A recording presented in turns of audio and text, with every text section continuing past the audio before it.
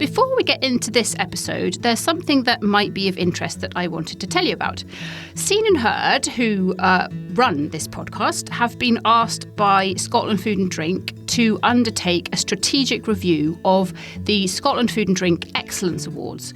Now, these Excellence Awards have been going for almost 20 years and are a huge mainstay of the food and drink sector.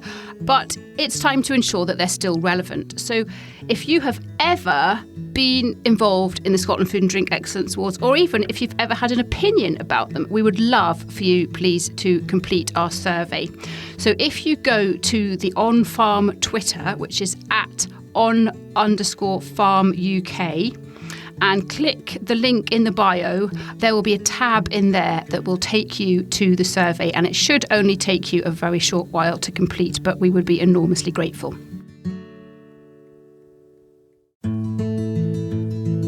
Hello and welcome to On Farm. It's Anna here with you this week. This is an episode all about conservation. We're talking about the conservation of land, of flora and fauna, all set in the context of speaking to two people who were both winners in the Scottish Land and Estates Helping It Happen Awards last year. We're talking about golden eagles, we're talking about peatland restoration, and it's really a great chat. I have learned something from speaking to the two people that you're about to hear from, and I hope that you do as well. But more than that, I hope that you enjoy it. But first, a short word from Sarah-Jane Laing. Scottish Land and Estates Helping It Happen Awards have been running for 7 years, and the campaign has been running for a little bit longer, and they still provide such an excellent opportunity for businesses and projects, organisations and individuals to highlight the really vital contribution that they're making to the life of rural Scotland. And it's not just about the awards, it is about raising awareness of the contribution that rural businesses make to the environment, to communities, creating employment, creating opportunities for others. So it's a really excellent opportunity to celebrate, but also just to raise awareness of the realities of what's happening in rural Scotland. Many thanks there to SLE Chief Executive Sarah-Jane Laing. If you're looking to enter the Scottish Land and Estates Helping It Happen Awards 2023, they actually close today. So if you're listening to this podcast on the day of broadcast, you can dash onto the Scottish Land and Estates website and enter. But even if that's not your bag, this is a great episode just to learn more about what's going on in rural Scotland. Hello, my name is Freddie Ingleby. I'm the Managing Director of Caledonian Climate, Scotland's only private independent peatland restoration consultant. So my name is Rick Taylor. I'm one of the community outreach officers for the South of Scotland Golden Eagle project, a translocation project which aims to boost the very small and isolated population of golden eagles in the south of Scotland. We've been going for the last 5 and a bit years. And we have substantially increased the very small population down here. There were only a handful of birds. There were only 3 breeding pairs in the south of Scotland. And now we're pushing 40 birds now. It's been a very interesting project to be a part of. And it's a touch wood up to now. It's been very successful. It's a team of 5 people. And yeah, it's been a real pleasure to be a part of it. That is a huge increase in my book.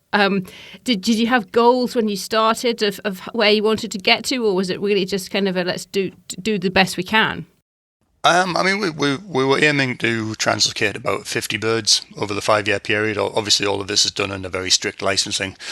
But we've now reached a point where there are now more golden eagles in the south of Scotland than there have been for the last 300 years. So we're quite pleased with that, and you know, we're getting a lot of support from the local communities, the landowners as well, which has been a massive part of what we've been doing. So we're really looking forward to seeing the birds start to settle and breed now, potentially in the next few years. So it's exciting times over here. There's been a lot of enthusiasm across the board for the return of these magnificent birds to the south, which is, you know, a part of their ancestral range. Watching them disappear from Wales and England over time, you know, it was getting to the point where they could have potentially disappeared from the south of Scotland, which would have been a huge shame. And because the population was so small, they couldn't really restore themselves. So what we did was bring birds down from the north. From the healthy population in the north, there's now around about 550 pairs of golden eagles above the central belt who are doing very, very well. But there's not much sort of interaction between the two populations. So by bringing birds down and releasing young birds into the mix, it not only helps to restore the population down here by boosting the numbers, but it also attracts wandering golden eagles from the north to stick around a little bit more when they come down here, because they do have potential mates. There's a lot of great territories, a lot of places that should hold eagles, but at the moment, when the young eagles especially come down during the winter, there's not really a reason to stay, so they just tend to pop up north. But now with more birds in the area, we are seeing that change. And so in terms of habitats, obviously different to the north of Scotland, but it must be suiting them because they're sticking around and they seem to be thriving. Yeah, I mean, to be honest, it was a bit of a surprise to me before I started with this project, because I'd done a lot of work in the north of Scotland with birds of prey, and I was kind of on the fence. I thought, is there enough space, enough room, enough suitable habitat, like you say, in the south of Scotland for these birds?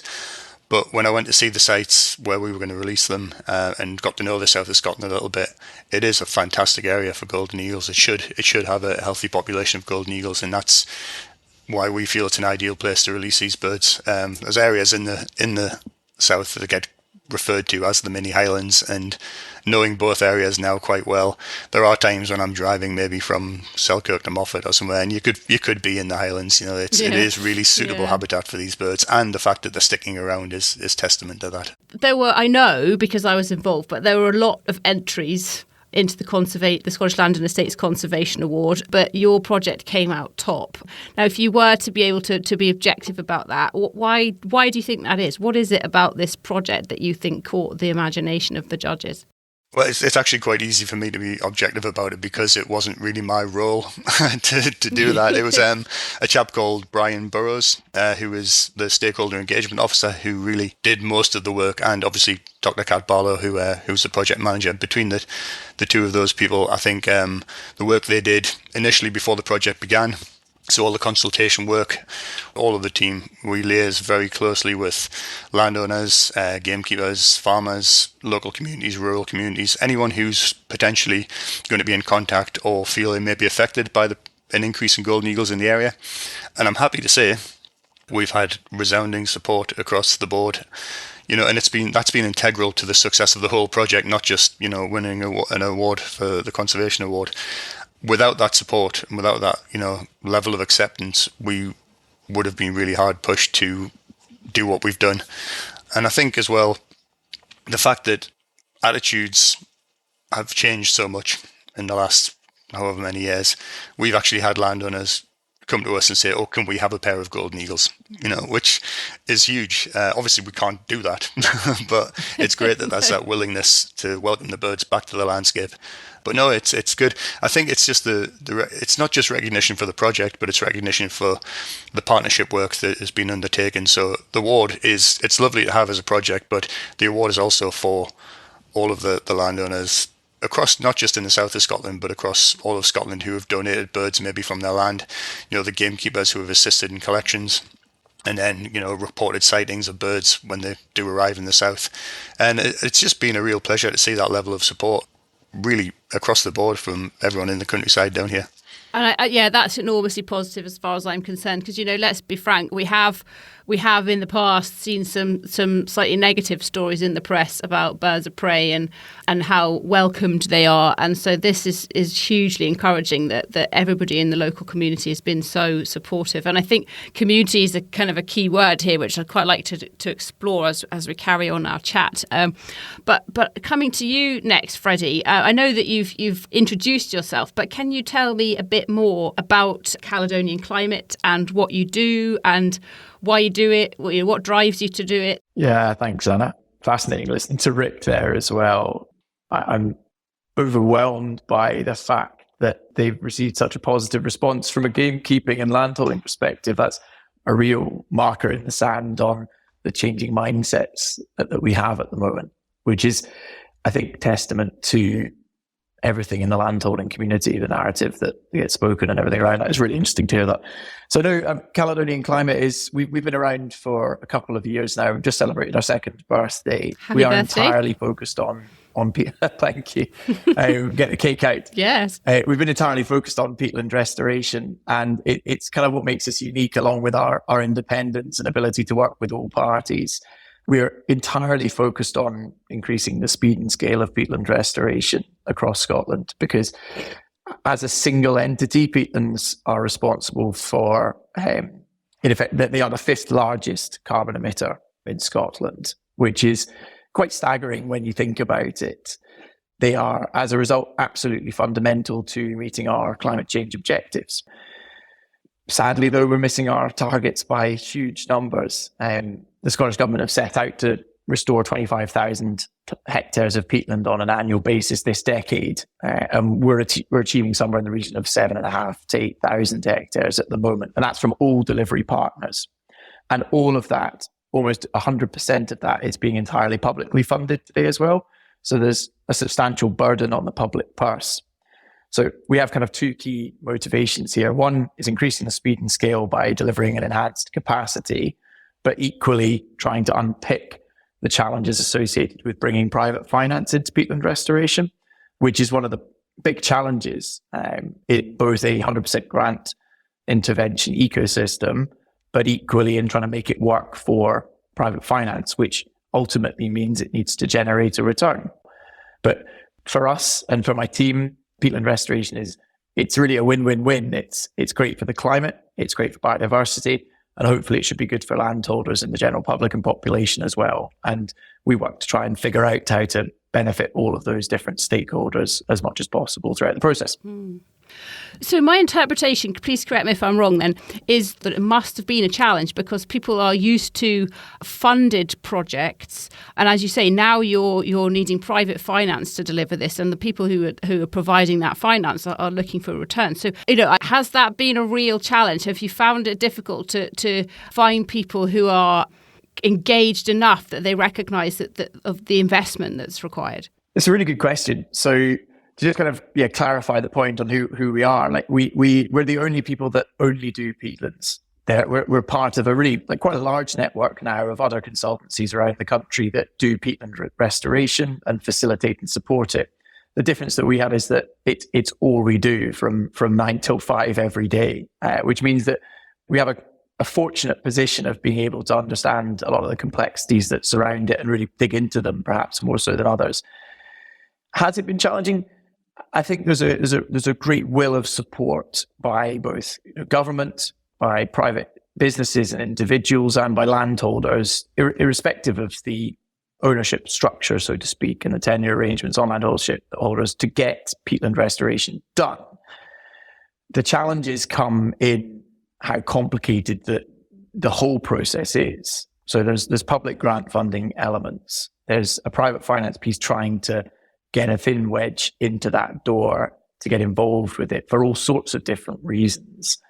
But then equally, there's the new peatland code, which has been around now for 5 years, validating projects, but has challenges itself to scale to deliver the outcomes that it wants to deliver. And we found that the peatland code has probably put the biggest amount of questions into landholders' minds as to the cash flows associated with it, how to generate returns from it, the reliability of those cash flows, and also how to apportion all the risks and assurances and liabilities that come with buying, selling, producing a carbon product. And carbon is just a tiny piece of the jigsaw. It's the potential revenue generator today, but peatlands deliver extraordinary biodiversity benefits that will go right up the food chain to the raptor population that Rick was talking about earlier, but also in all of the other co-benefits that peatlands deliver. And they deliver them without the same conflict of land use that, say, afforestation could potentially lead to. So they're a fantastic solution to the climate and biodiversity crises, and it's just unpicking that to make sure that they are done in a responsible and high integrity way. That's really fascinating, actually. And I often sit and I do these podcasts and I think, wow, this is a learning experience for me sitting here. And most of our listeners probably have a vague handle on peatland restoration, but not all. And one of the nosiest and always intrigued people I know is my nearly 10-year-old daughter. I know that if she was sitting here with me now, she would say, okay, Freddie, yes, but what is peatland restoration and why is it so important? So if you were speaking to a class of 10-year-olds, how would you answer that question? Well, we do speak to schools, and good, and we speak to the full kind of gamut of people, because it's even though it's widely publicised that peatland restoration is going on in Scotland, the actual mechanics of it aren't very well understood. We speak to educational establishments and right up through to like the main legal firms that you'll know of, to try and increase understanding. So fundamentally, it comes down to the 3 Res. So reprofiling, revegetating, and ultimately trying to re-wet the area. A healthy peatland habitat is a wet peatland habitat. And we have an incredible resource, like an internationally significant resource of blanket bog in Scotland. And so there's a great international focus on Scotland as well as to what we're doing and how we're going about doing it. The reprofiling is where if you're familiar with climbing in the hills, you may come across the kind of black peat faces in the mountain habitats that you wander about. Those are called peat hags, and they can form into gullies, which may have a hag either side of them. And you are looking to reprofile the angle of those peat cliffs, so to speak, back to somewhere between 30 and 40 degrees, depending on who you speak to and where you are in the country. There is definitely an artistic element to some of it, underpinned by very robust science. The revegetation is covering up the bare peat. So the bare peat itself is going through an oxidative effect with the oxygen in the air and releasing carbon dioxide as a result. So revegetating the bare peat and covering it up to reduce the amount of exposed peat is another fundamental piece of peatland restoration. And then the next bit is trying to influence the level of the water table itself. So that's by bunds, dams, and other interventions to slow the water flow off the hill and keep the water on the hill for longer. Some of it is very straightforward, and most of it is done by diggers.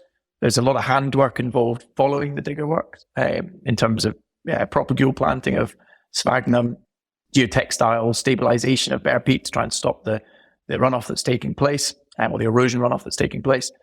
But some of it, as I say, is you're actually just reversing human impact from the past. So artificial drains were pulled across the country in hundreds of thousands, if not millions of kilometers in the kind of 40s and 50s to drain agricultural land for grazing, predominantly by sheep, and to create food. The unintended consequences of that was that it led to the draining of peatland habitats, which then is now understood to be a very bad thing environmentally. So those artificial ditches are in effect being blocked, and the water table being raised very effectively simply by doing that reversal of human impact historically. Freddie, why is that so important? Why do we need to be doing that? Why does Scotland need to be investing time and energy and money into peatland restoration? Fundamentally, it comes down to climate change and biodiversity loss. A degraded peatland is a very inhospitable landscape for colonizing a biodiverse ecosystem. It's typically dry perennially, quite frequently heather dominated, and not able to support the invertebrate populations that would be commensurate with a healthy wetland system. And also it is emitting substantial amounts of carbon. So to kind of give you some numbers on that, if you take a hectare, or let's put it into kind of layman's terms, if you take a kind of football pitch sized area of peatland, typically that could be emitting anywhere between 4.5 to 5 tons of carbon per football pitch per year. And post restoration, you drop that down substantially. If you look at just a peat hag itself, and imagine a football pitch sized peat hag, i.e. a giant area of bare peat, you can take that number and multiply it by 10 at least. So you're very quickly up to 50, 60 tons per hectare. So we're talking serious impact here. If we don't restore it, the carbon locked up in peatlands in Scotland is equivalent to 120 years worth of Scotland's emissions as a whole. And if we do nothing in time, those carbon emissions will be emitted into the atmosphere and have a negative effect. So we really must take the action and the speed that is needed to restore these habitats at scale. And you mentioned, Rick, about communities, and you said that actually you think that it's the way in which the South of Scotland Golden Eagle project has engaged with the whole community that kind of contributed to it winning an award. Is there much that you need to do, Freddie, in your kind of day-to-day working life that is about kind of community engagement? I know you work very closely with landowners, but how important are broader communities to what you're trying to achieve? Yeah, I mean, I think absolutely integral on a lot of different levels. So fundamentally, there is a huge amount of consultation that takes place in advance of a restoration project taking place itself. Interestingly, a lot of that is to do with birds in general. The impact of an active eyrie, of a golden eagle close to a restoration project is significant.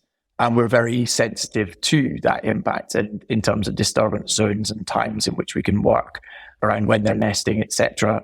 But even out with those periods, there are very specific mitigations that we're aligning ourselves with to make sure that we're not disturbing the work that Rick and others are doing, and just the general natural populations that are around the country.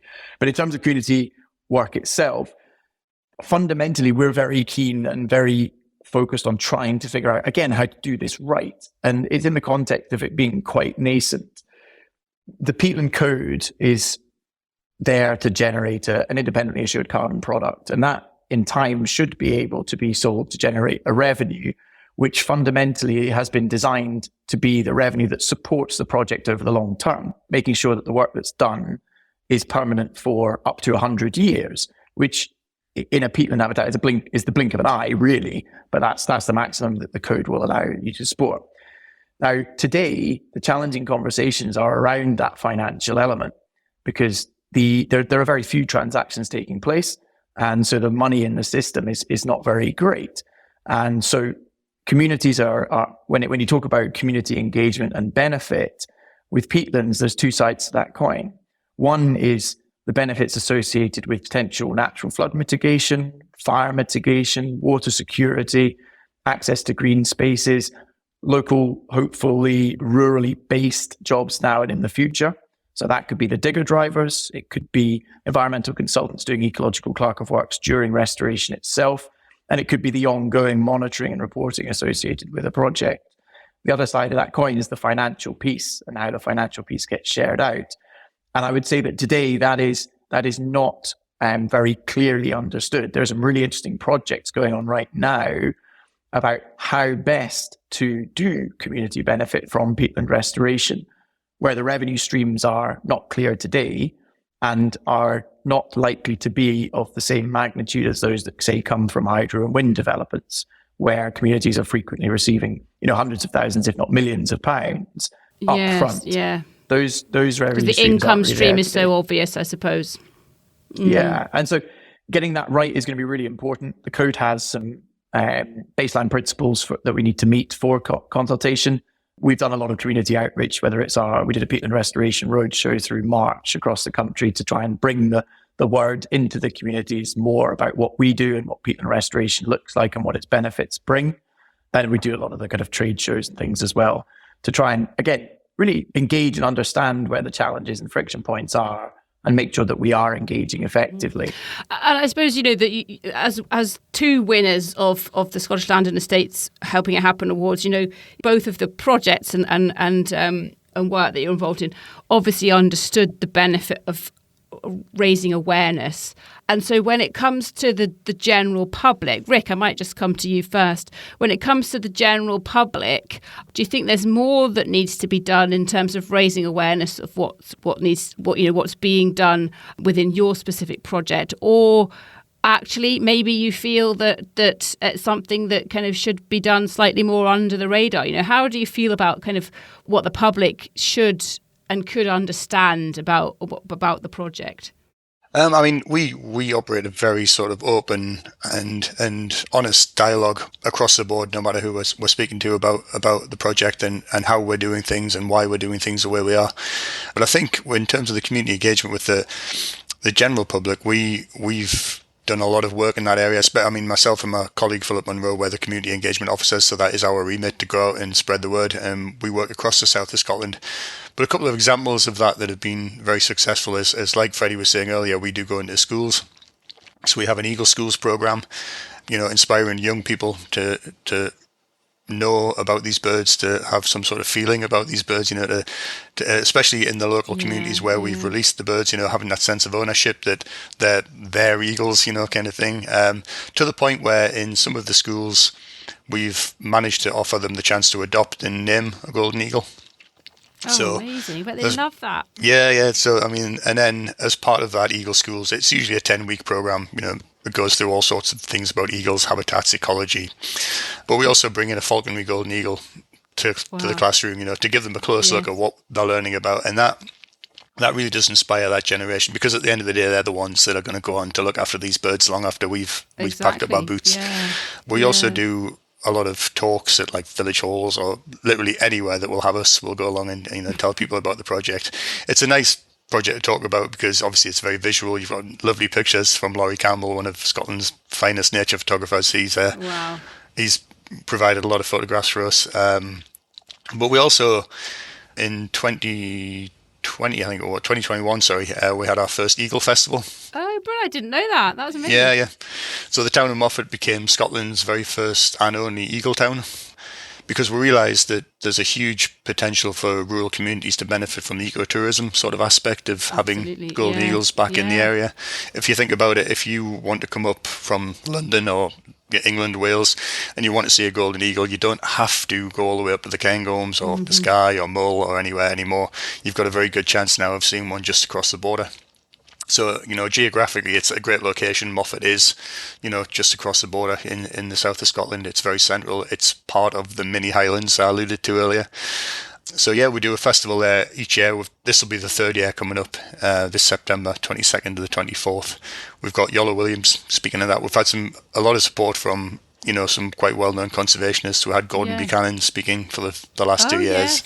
Yeah. So it's been very well received, not just by, kind of people in the conservation world, but the local community having that identity as an eagle town. The local school gets involved. So that's been a really, really useful and very enthusiastically received sort of piece of community engagement. And that spills out, into the wider community. If you work with the children, they go home, talk to the parents, grandparents, aunties and uncles. And with something like a festival, you've got live music, you've got a pipe band, you've got talks from conservationists, you've got an enviro fair, where conservation groups from all across the south of Scotland come together and talk about their work. So it's a real mixed bag, but it also allows us to reach people who may be difficult to reach just in a conservation way. Wow, that sounds amazing. 22nd of September, Moffat. Is that 22nd to the 24th of September. Right.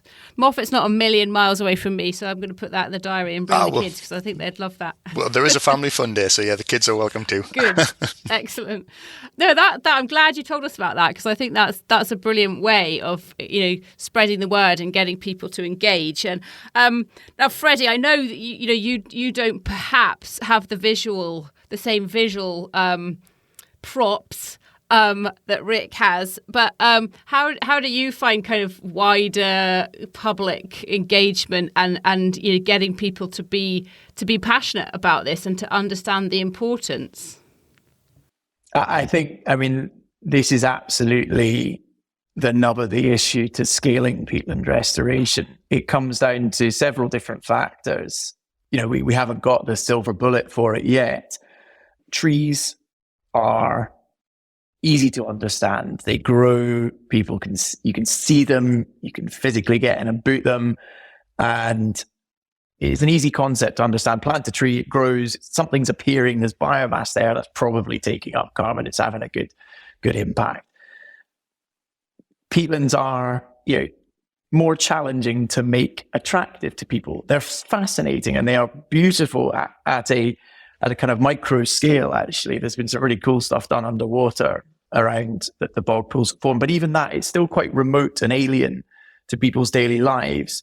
So we, to a certain extent, have to slightly rely on things like what Rick's involved in, and the photography of the flora and fauna and in particular the fauna that live and make peatlands habitats their home, particularly the bird life that's around there, whether it's the apex predators, but also the ground nesting birds that appear through the spring months in particular are stunning. I mean, whether it's golden plovers, dunlins, various different divers, there's all sorts of exciting things that do come on and are beautiful and fascinating. And I think there's a challenge here with how we as a population value nature full stop. Because green spaces they're so restorative. And I think that until you actually get out and in amongst the green spaces, it could be quite difficult to kind of actually align yourself with that thinking and understanding how beneficial they can be. And when they're diverse and full of all the things that we've been talking about, to give you something to go to it and the reason to go to it, they're that much better. So yeah, the understanding of it is a tricky one to get people engaged and excited about restoring peat. I think there's been a lot of narrative around it over the last couple of years as a result of Peatland Action, and they push it hard. I think candidly it's being understood more and more. I mentioned that we did this roadshow in March, and so that was 4 venues across the whole of Scotland, and we engaged with over 200 people at these roadshow events. And we did one in Comrie, and we had just under 100 people turn up, which was, amazingly kind of exciting for us, because that's brilliant. We wondered if anyone was going to show up. Not a very big place, Comrie. Well, exactly. It was entirely talking about peatlands. It was what peatland restoration is and the benefits it can have, and some talk about herbivore impact as well, which is really topical in the Highland communities, particularly that of deer populations. But we had the spread of everyone from, there was Perth and Kinross Council through to land agents, landowners, the community trust were there. It was a fascinating mix, and it led to a really vibrant discussion afterwards. So I think there is appetite and there is understanding, but it's perhaps not at the broad consumer level. And I think that's when things get really exciting, because how often have you perhaps bought a train ticket and been prompted with the option of buying a tree as well, or going into a supermarket or St Pancras Station, for example, and seeing a similar type of arrangement. What we'd love to see is the same type of thing happening for peatlands across the board, so that it's a known and understood and actively engaged with way of having positive impact, whilst continuing with a level of consumerism that people would find it very difficult to walk away from, full stop. Yeah, really good point, actually. Really good point.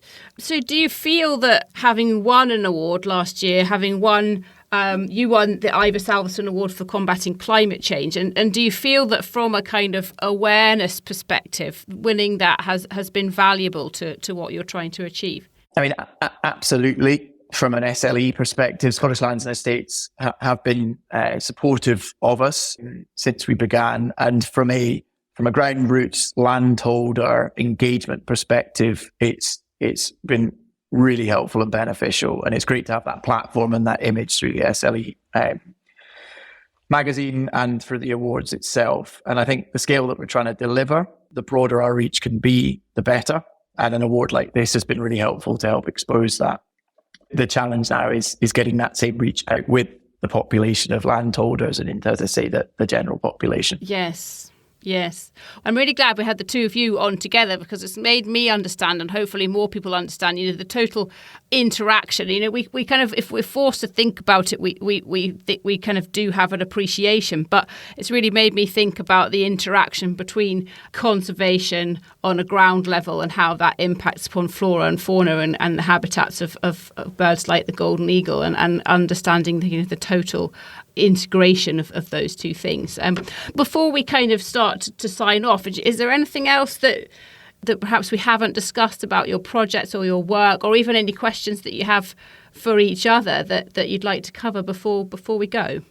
I guess for us, just to say a huge thank you for all the support we've received across the board from the stakeholders, the gamekeepers, the farmers, the local communities, and also just a huge thank you to the Scottish Raptor Study Group, who are a group of raptor specialists, all volunteers who help to monitor the populations of birds and find a lot of the nests alongside the keepers and the landowners, which are viable for collection. So, and I think it's just good to acknowledge the fact that this partnership work is now starting to address an area that or bridge a gap, if you will, between two countryside sort of users who didn't always get on. So are now sitting around the same table. So we've got the landowners, the gamekeepers, the raptor workers, they're sort of all pulling together to make this project the success it's been. So I think that's a really important point to make, that, that has happened, and that is real testament to, as Freddie said, that, the changing attitudes a little bit, but also, without that, this project would not have been as successful as it was. So just a huge thank you from us to all of those people I mentioned. Wow, that's lovely, Rick, and absolutely appropriate to do that. I think, yeah. Freddie, if you've got anything else that you'd like to add. I think there's a very passionate group of people across the country now working on projects such as the eagle reintroduction and relocation, translocation, peatland restoration, responsible afforestation, seagrass rewilding, etc. The vast majority of people involved in this are doing it for the right reasons and are trying to have the biggest possible impact that they can have on candidly our rural landscapes to make them more resilient for the threats that are going to be facing it, that are only too evident right now as we see flash flooding and wildfires and water scarcity across the whole country, significant in more and more places as every week goes by. I mean, Loch Marie has been under significant water scarcity for almost, I think maybe just over a month now, which is slightly terrifying when you put it into context. And I think the point I want to make is just that there is a growing community of people actually taking action, and that's what's needed. There needs to be more people taking action and less rhetoric and less commentary around let's do more and we need to do more. And actually people need to start thinking, okay, if I'd started doing this a couple of years ago, it might have been seen as a bit of a risk to perhaps my business or my perceived norms or anything like that. Whereas now there's some proven models out there that are working. The benefits are being delivered, and perhaps I should dip my toe in the water and get moving on it. And I urge everyone to pick up the phone to people like ourselves, to Peatland Action, which is the kind of the governmental body that arbitrate all of the peatland restoration, so to speak. The Cairngorms National Park, Loch Lomond and Trossachs National Park. There's plenty of organisations out there that would happily have a conversation with those that are interested to try and spark action and get that moving. Because frankly, if we don't start actually moving and scaling now, whichever conservation or biodiversity improvement project you're talking about, it will be too late. Mm-hmm. The clock is not going to stop ticking, so we need to move fast. Mm-hmm. And we're at 11:59 on that clock at the moment. I think things are shifting, maybe probably not as fast as you would like them to, but hopefully all of the combined effort and a little bit extra, from the likes of us, from other media to try and spread the word. So final question before I go, gentlemen. What would you say to a project, a business, an estate, considering entering the awards, but perhaps sitting on the fence at the moment? I think go for it. I'm fairly confident that we didn't really expect to win.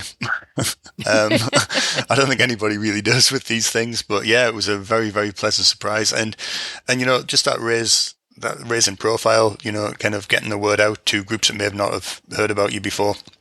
And then, you get a lot of invitations to speak from the back of these sort of things. So you reach people that you may not have spoken to before. So yeah, just go for it. If you're working hard, you're doing something really worthwhile, then toss your hat into the ring and best of luck to you. Yeah, we all deserve a pat on the back sometimes if we've done something worthwhile. And that's Freddie, what would you say to the same question? Yeah, I would say get involved. There's very little downside, if any. We've got nothing to lose. I think the beauty of the SLE awards is there is a very vibrant community that you're engaging with in the SLE membership.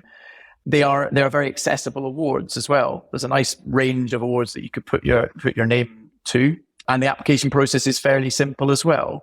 So it's not particularly onerous to do that. And I think the judging is fair and diligent, and the exposure that you get as a result of it is great, whether it's podcasts like this or throughout the year within their conferencing structure and the shows that they go to.